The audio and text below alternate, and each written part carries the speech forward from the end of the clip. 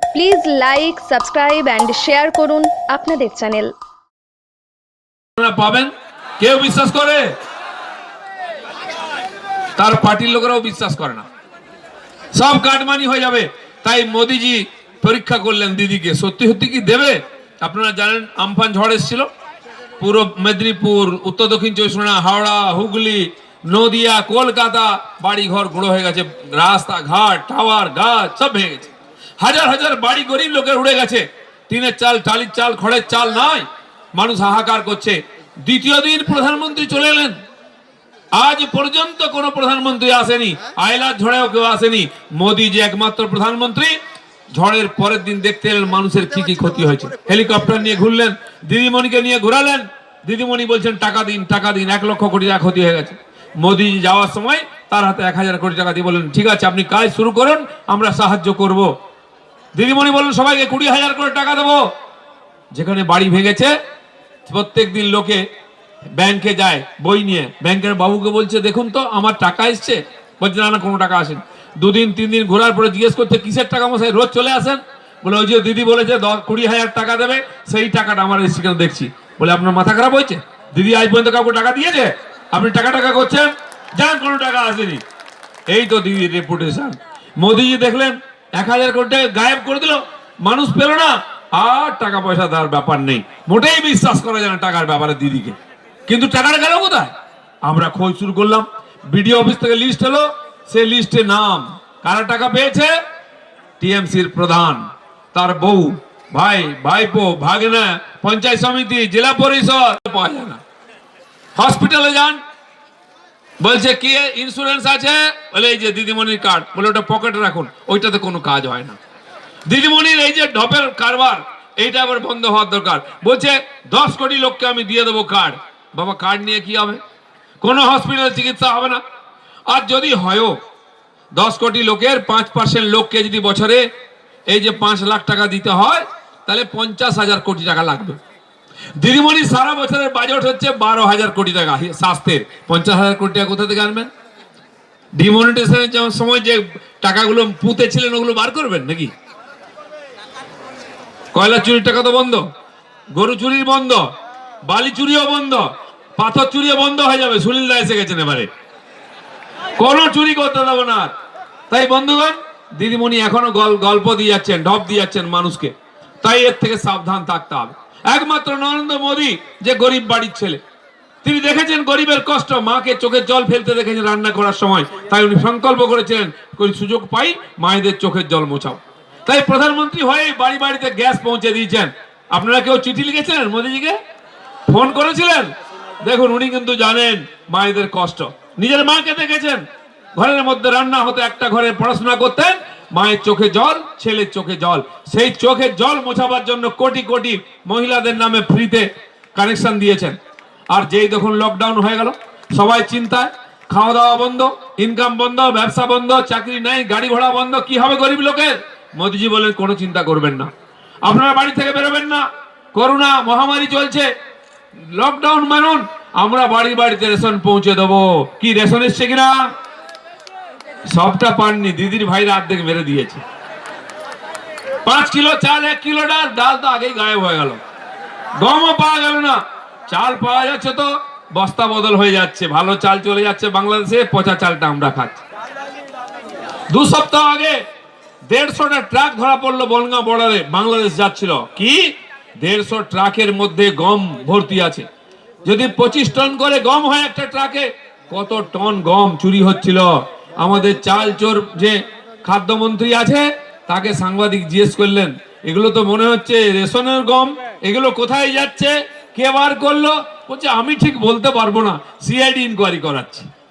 ওই সিআইডির নামে একটা কুত্তার নাম দিয়ে সিআইডি, সে যেখানে ঢাকা চাপা দিতে হবে সেই থেকে পাঠিয়ে দেয়, সব ঘেটে পাক করে দেবে, যেমন নারদা সারদাকে পাক করে দিয়েছে। সিআইডি ফেআইডি দেখাবেন না। আমরা যেদিন সরকারে আসবো সিবিআই ইনকোয়ারি করে পেট থেকে বার করব, বর্ধমান জেলে না হলে সেন্ট্রাল জেলে পাঠাবো, দমদমে সব উসুল হবে। গরিব মানুষের টাকা খেয়ে, গরিব মানুষের রেশন খেয়ে হজম করতে দেবো না। ওই 3 তলা নীল সাদা বাড়ি করেছেন, ওখানে ঘুমোতে দেবো না। যে চকচকে গাড়ি কিনেছেন চড়তে দেবো না। জেলের ভাত খেতে হবে, ওই কুটুরির মধ্যে থাকতে হবে। করেছি। খালি আমি ডায়লগ দেওয়ার জন্য বলছি না। পাশের রাজ্য বিহার 4 বার আমাদের মুখ্যমন্ত্রী হলেন নীতিশ বাবু। বিজেপি বলেছিল আমাদের জোট নিয়ে নীতিশ বাবু মুখ্যমন্ত্রী হবেন, আমরা তার চেয়ে ডবল সিট পেয়েছি। কিন্তু ভদ্রলোকের এক কথা, নীতিশ বাবুর নাম বলেছি, উনি মুখ্যমন্ত্রী হয়েছেন। কিন্তু আগে যিনি ছিলেন লালু বাবু কোথায়?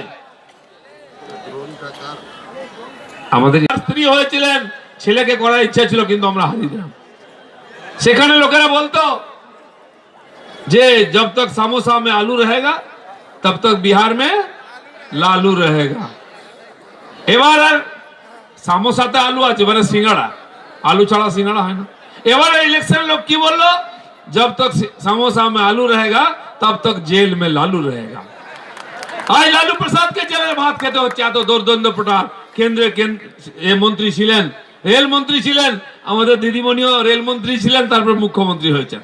তাই তিনি বুঝতে পেরেছেন বাকি জীবনটা কোথায় কাটবে। তিনি বলছে আমাকে জেলে পাঠিয়ে দাও, আমি জেল থেকে ইলেকশন লড়ে যাবো, জিতবো। লালু জিতেছে। দিদিমণি আপনার ইচ্ছা পূর্ণ করব, কিন্তু আপনি একা গেলে কষ্ট হবে। বকবেন কাকে? আপনার ছোট ছোট ভাইদেরকেও পাঠিয়ে দেবো সব। আপনারা দেখেছেন কাগজে কিছুদিন আগে খবর বেরোলো বাড়ির ঘটনা, কোথায় হাত কেটে দিচ্ছে, জিভ কেটে দিচ্ছে, জ্যান্ত কই মাছ পুড়ে দিচ্ছে, এইসব গল্প আমরা শুনতাম। সেই অত্যাচার থেকে মুক্তি পাওয়ার জন্য বর্ধমানের মানুষ বুক ফুলিয়ে লড়াই করে সিপিএম কে সরিয়েছিল। তারা ভেবেছিল দিদিমণির হাওয়াই চপ্পল আর সাদা শাড়ি দেখে ভুলে গেছিল, ভেবেছিল গরিব বাড়ির মেয়ে, গরিব লোকের কষ্ট বুঝবে, তাকে ভোট দিয়ে মুখ্যমন্ত্রী করেছিল। কিন্তু বন্ধুগণ, 10 বছর যেতে না যেতে সেই দিদি, যে সবার মুখে দিদি দিদি ডাক ছিল, তিনি এখন পিসি হয়ে গেলেন। এখন আর দিদি নাই, সবার দিদি ছিলেন, একজনের পিসি হয়ে গেছেন। তাই মানুষ আবার ঠিক করছে পরিবর্তন করবে। সেই পরিবর্তনের ঢেউ চলেছে। মাননীয় আলু লেজিকে আপনারা জিতিয়েছেন, এবং পাশের কাটুয়া আমরা জিততে পারিনি, কিন্তু যিনি জিতেছিলেন মাননীয় সুনীলদা চলে এসেছেন। আজকে পুরো বর্ধমান জেলা বিজেপি ময় হয়ে গেছে। তাই এত বিশাল সংখ্যা এসেছে। এদিকে পর্দা দিয়ে ঘেরা ছিল, মানুষ পর্দা তুলে দিয়েছেন, ওদিকের মাঠও ভরে গেছে, ছোট পড়ে যাচ্ছে। আমাদের একটা যাত্রা 10,000 20,000 হয়েছে। আপনারা জানেন কৃষকদের জন্য একটা আইন করেছেন মোদিজি, যাতে আমাদের ধান আলু আমরা আমাদের মতো বিক্রি করতে পারি। যে ধান গত বছর 1720 টাকা সহায়ক মূল্য দিয়েছিল কেন্দ্র সরকার, আমরা কিন্তু 1200 বিক্রি করেছি। কি কত করে বিক্রি করেছেন? 1100 1200। প্রতি কুইন্টালে 500-600 টাকা করে কাটমানি গেছে। টাকা কোথায় গেল? কালীঘাটে গেছে। এই যে কাটমানি 500-600 টাকা, তার অর্ধেক যায় কালীঘাটে, অর্ধেক যায় দালালদের পকেটে। আমাদের এখানকার চাষিরা আলু চাষ করেছিলেন গত বছর, কত করে বিক্রি করেছেন? 5 টাকা। আলু চাষিরা বিক্রি করেন 5 টাকা কিলো। কত করে কিনে খেলেন? 40-45 টাকা করছে। আরে হঠাৎ জেল সংস্কার কেন? সময় হয়ে আসছে, মে মাসের পরে লাইন লাগবে, বহু নেতাকে ওইখানে থাকতে হবে। তাই জেলের দরজা কারেন্ট ফারেন্ট সব ঠিক করা হচ্ছে। আমি বলছি খালি এখানকার জেল ঠিক করলে হবে না, যেমন যেমন মাপের নেতা তেমন তেমন ব্যবস্থা হবে। যারা চাল ডাল খেয়েছেন, আমফানের টাকা খেয়েছেন, দিদির ইঞ্চি সাইজের ফুট সাইজের ভাইদেরকে বর্ধমানের জেলে রেখে দেবো। যারা একটু উপরে এমএলএ হয়েছেন, জেলা পরিষদ হয়েছেন, কাটমানি খেয়েছেন, রাস্তার টাকা আর এই কি বলে 100 দিনের টাকা খেয়েছেন, তাদেরকে দমদম সেন্ট্রাল জেলে নিয়ে যাব। আর একটু ভারী নেতা এমপি মন্ত্রী যারা না, তাদেরকে ভুবনেশ্বরে পাঠিয়ে দেবো জগন্নাথ দর্শন করার জন্য। তাই যত দিন চলে আসছে পার্টি ভাঙছে, ভয় পাচ্ছেন। আজকে একজন মন্ত্রী মাননীয় লক্ষ্মীরতন শুক্লা, বাংলার ক্রিকেট ক্যাপ্টেন ছিলেন, হাওড়া জেলা সভাপতি ছিলেন, একটু আগে পদত্যাগ করেছেন। তিনি মন্ত্রিত্ব থেকেও, জেলা পরিষদ থেকে, জেলা সভাপতি থেকেও সবে উইকেট পড়ছে দিদির, রোজ উইকেট পড়ছে। আপনার যখন মহাভারত দেখতেন মনে আছে? মহাভারতের সিরিয়াল চলতো, যখন চেঁচাচ্ছিস দিদি শুভেন্দু পদত্যাগ করে দিয়েছে। একটু জল খাবার খেয়ে উঠেছে, আবার ফোন, কি হলো? চেঁচাচ্ছিস দিদি দিদি লক্ষ্মীরতন পদত্যাগ করে দিয়েছে। তারপর বলছে দিদি দিদি আমার মনে হচ্ছে রাজীবও পদত্যাগ করবে। দুর্মুখ পড়া, ও আমার লোক, যাবে না। যে দিদির সঙ্গে সকালে জলপান করে দুপুরে বলে আমি আর টিএমসিতে নাই, যে দুপুরে ভাত খায় সে বিকালে বলে আমি আর টিএমসিতে নাই। বন্ধুগণ, কে টিএমসিতে আছে কে নাই বোঝা মুশকিল। কারো ফোন এলে আগে দিদি আগে বল তুই টিএমসিতে আছিস না বিজেপিতে চলে গেছিস। এই অবস্থা হয়েছে, আর কাউকে বিশ্বাস করতে পারছেন না, নিজের হাত পা কেউ বিশ্বাস করতে পারছেন না। তাই খোকা বাবু গেছেন উত্তরবঙ্গে, দেখতে গেছেন পার্টিটা আছে না উঠে গেছে। দিদিমণি এসেছিলেন বাঁকুড়াতে, যে জঙ্গলমহলে পার্টি আছে না উঠে গেছে, খুব কষ্ট পেয়েছেন। উনি ভেবেছিলেন অমিত শাহ এলেন, খাটিয়ায় বসে ছবি তুললেন, আদিবাসী বাড়িতে ভাত খেলেন, ছবি উঠলো টিভিতে, আমিও যাই। 3 দিন বসেছিলেন বাঁকুড়ায়, কেউ ডেকেছে ভাত খেতে? ডেকেছে? এত আমাদের এখানকার লোক নিয়ম খারাপ নয়। উনি ঘুরে যান, লালগড়েতে 8 জন লোধা সবর মারা গেল ভাত না খেতে পেয়ে, 2 টাকা চাল পৌঁছায়নি। আর উনি গিয়ে কি বলেন? জঙ্গলমহল হাসছে, দিদির হাসি শুকিয়ে গেছে। তিনি বিরসা মুন্ডাকে অপমান করেছেন, আদিবাসীকে অপমান করেছেন, বলছে বিরিয়ানি খাচ্ছে। আমিও ছিলাম অমিত শাহর সঙ্গে, ডাল ভাত শাক আলু পোস্ত খেয়েছি আর আলু ভাজা খেয়েছি। দিদিমণি আপনার চোখের দোষ আছে আমরা জানি, একদম দেখতে পান না, টিভিতে দেখে নিতেন। তাই দিদিমণি ভেবেছিলেন আমাকে কেউ ডাকবে, কোনো আদিবাসী ডাকেনি, তাদের অপমান করেছেন। উনি বললেন খাটিয়া নিয়ে আসো, খাটিয়াতে বসলেন, ছবি তুললেন অমিত শাহর মতো। ওখানকার লোকেরা বলছে দাদা দিদিমণি চাইলেন কি বলি, এবার তো খাটিয়া দিয়েছি, পরিবারে চাটাইও দেবো না।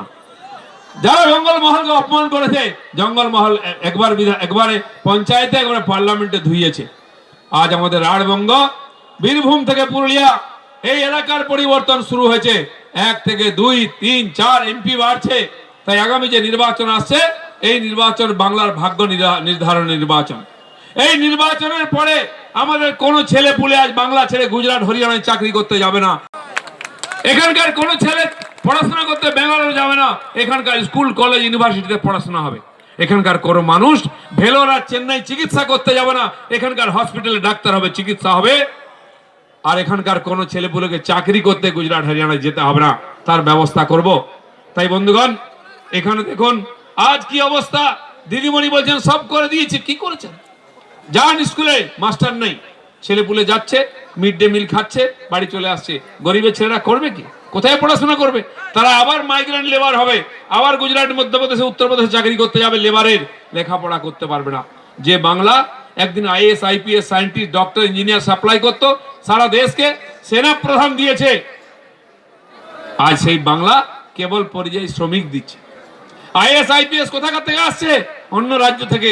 দেখুন আইএস আইপিএস যারা আছেন, ডিএমএসপি, তারা কেউ বাঙালি নন, 2-4 জন আছেন।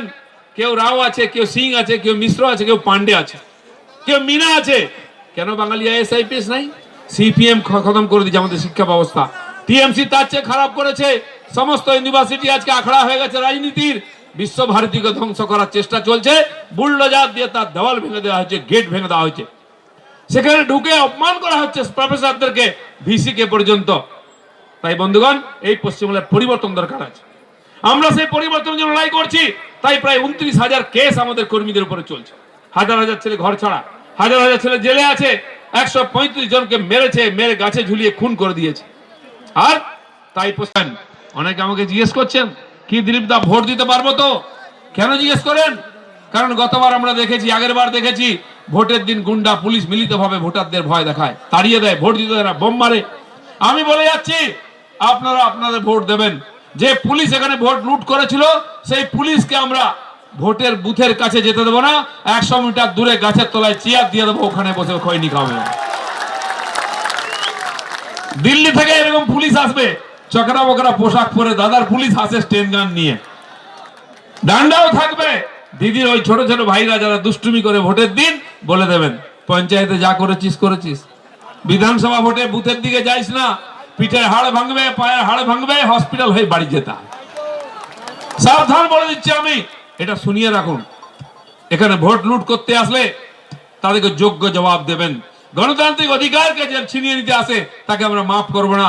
পশ্চিমবাংলায় 50 বছর ধরে গণতন্ত্র নাই, সেই গণতন্ত্র প্রতিষ্ঠার জন্য বিজেপি লড়াই করছে। আগামী ইলেকশন তার অগ্নি পরীক্ষা। আমি আশা করব যেভাবে সাহসের সঙ্গে ভোট দিয়ে আমাদের এমপিদের জিতিয়েছেন, আর একবার হিম্মত দেখাতে হবে। ভারতীয় জনতা পার্টিকে 200 আসন দিয়ে সরকারে বসিয়ে নবান্নতে মুখ্যমন্ত্রী বসাবেন, আমরা সোনার বাংলা করে দেবো। এই বলে সবাইকে ধন্যবাদ। ভারত মাতা কি জয়। হাজার হাজার মানুষ এখানে হাজির হয়েছেন। আপনাদের এই 21-এর যোদ্ধাকে আমি আমার মঞ্চ থেকে গৈরিক অভিনন্দন এবং প্রণাম জানাই। আমরা এক যুগ সন্ধিক্ষণে দাঁড়িয়ে আছি। আমরা স্বাধীনতার 70টা বছর পার করেছি, 77 বছর পার করেছি কংগ্রেসের আঙুল ধরে, সিপিএম এর আঙুল ধরে, তৃণমূলের আঙুল ধরে, কংগ্রেসের গর্ভজাত কন্যা তৃণমূলের আঙুল ধরে। একবারও বিজেপিকে আপনারা ক্ষমতায় আনেননি। কি পেয়েছেন? 2 কোটি বেকারের দীর্ঘশ্বাস পেয়েছেন। 1,56,000 কলকারখানা বন্ধ হয়ে গেছে। কৃষকের ঘরে নবান্নের গন্ধ চুরি হয়ে গেছে। শিশুদের পাঠ্যপুস্তক থেকে বিদ্যাসাগর বিবেকানন্দ চুরি হয়ে মাতাল বেচারাম এসেছে। আপনারা কি পেয়েছেন? প্রতি 47 মিনিটে একটা নারীর আব্রু নষ্ট করে দেওয়া হয়। প্রতি 57 মিনিটে একটা ছেলে আত্মহত্যা করতে যায়। শিক্ষাঙ্গনে শুধুমাত্র শিক্ষাঙ্গন দখলের লড়াইয়ে বোমবাজি করা হয়। পঞ্চায়েতে গেলে তৃণমূলের সমর্থকদের শুধু বসানো হয়, আমাদের লাঠি মেরে তাড়ানো হয়। গত পঞ্চায়েতে এখন দিদি দুয়ারে সরকার। কখন সে সরকার ছিল? পঞ্চায়েতের নির্বাচনে সরকারি আমলারা দরজা বন্ধ করে রেখেছিল। আমার ঘরের ছেলে মেয়েরা পঞ্চায়েতের মৌলিক অধিকারের পাওয়ার লড়াইয়ে গিয়েছিল নমিনেশন ফাইল করতে। মেয়েদের অন্তর্বাস থেকে ভোটার কার্ড টেনে ফেলে দেওয়া হয়েছিল। কি অমানবিক অত্যাচার! তখন সরকারকে পাওয়া যায়নি। আজকে যখন 10 বছর হয়ে গেছে, দিদি বুঝতে পারলেন তার সমস্ত কিছু পরিকল্পনা বালচাল করে দেবে বিজেপি। যে জনসমুদ্র রয়ে গেছে। এবার 10 বছর পর যাওয়ার আগে, মরার আগে একটু খালি সুস্থ হয়ে ওঠা। দুয়ারে সরকার, এ স্বাস্থ্য সাথী আপনাকে স্বাস্থ্য ফেরাবে না। আমার কর্মীদের স্বাস্থ্য ফিরে আছে। তারা আপনার স্বাস্থ্যকে ভেঙে চুরমার করবে, ষড়যন্ত্রকে ভেঙে চুরমার করবে। 2019 সালের নির্বাচনে খোলা গাড়ির উপরে ঘুরতে কোনো মঞ্চস্থ বৈঠক হয়নি, কোনো র্যালি করিনি। কিন্তু এখানকার জনমানুষ, এখানকার যুবক যুবতী, এখানকার মায়েরা, এখানকার বয়োজ্যেষ্ঠ গুরুজনরা 2 হাত দিয়ে আশীর্বাদ করে আমাকে জয়ী করেছিলেন। আমি যখন এখান থেকে নমিনেশন করি, কেউ কল্পনাও স্বপ্নেও ভাবতে পারতো না যে এই সিটে তৃণমূলকে পরাস্ত করা যাবে। সবচেয়ে কম সময়ে, সবচেয়ে কম সম্পর্কে আপনাদের সঙ্গে সম্পর্ক স্থাপিত করেছি, আর আপনারা আশীর্বাদ দিয়েছেন। আমার মনে পড়ছে ঠিক আজ থেকে 10 বছর আগেকার ঘটনা। আমি আর নাই ঘাস ফুল, কুল কুল কুল, আর নাই ঘাস ফুল, এই হবে রাস্তায় রাস্তায় ছেলে মেয়েদের গান। আর আজকে আপনারা তার প্রমাণ করেছেন। আমি অনেক দিন পর, কেন কি আমার বাড়িতে আমার ছেলেদের, বৌমাদের, গ্র্যান্ডচিলড্রেনদের সবারই করোনা হয়েছিল। আমি আটকে ছিলাম। কালকে সবাই নেগেটিভ হয়েছে। আমি সকালের ফ্লাইট ধরে চলে এসেছি। মনে ইচ্ছা ছিল যে কি আপনাদের মাঝখানে উপস্থিত হব, দেখব। অনেক সাহস পেয়েছি, ভেবেছি যে কি এবার এই জেলার 9টা সিট আছে। 9টা সিটের মধ্যে ভাতারকে 70,000 থেকে 27,000-এ এনেছিলাম আমি। কিন্তু এবার জাস্ট উল্টা হবে, 70,000-এ এখানে তৃণমূলের ক্যান্ডিডেট হারবে। এটাই আমি ভবিষ্যবাণী করে যাচ্ছি আপনাদের। আর ঠিক এইভাবে আমি 90,000 থেকে মন্তেশ্বরকে 23,000-এ এনেছিলাম। সেখানেও পরাস্ত করব। সেখানেও গ্রামে গ্রামে আন্দোলন হচ্ছে। লোকে সব কিছু ভুলে নেমে যাচ্ছে পথে। সেখানে আমরা লিড পাইনি। আমরা মন্তেশ্বর দেখেছি, সেখানে আমরা লিড পাইনি। আমরা জানি এই বর্ধমানে একজন মাফিয়া আছে, আর তার নাম স্বপন দেবনাথ। চিন্তা করবেন না, আর 4 মাস পর তাকে শ্রীঘরে পাঠাবার ব্যবস্থা আমরা করে দেবো। আপনারা নিশ্চিত থাকুন। আর আমাদের এই মাইকের মাধ্যমে যত তৃণমূলী গুন্ডাদের কানে যাচ্ছে, আপনারা যারা ভেবেছিলেন যে পঞ্চায়েত নির্বাচনে যেভাবে যে বুথে বুথে গিয়ে রিগিং করেছেন, ভোটের দিন গিয়ে কাউন্টিং করেছেন, কাউন্টিং এর দিন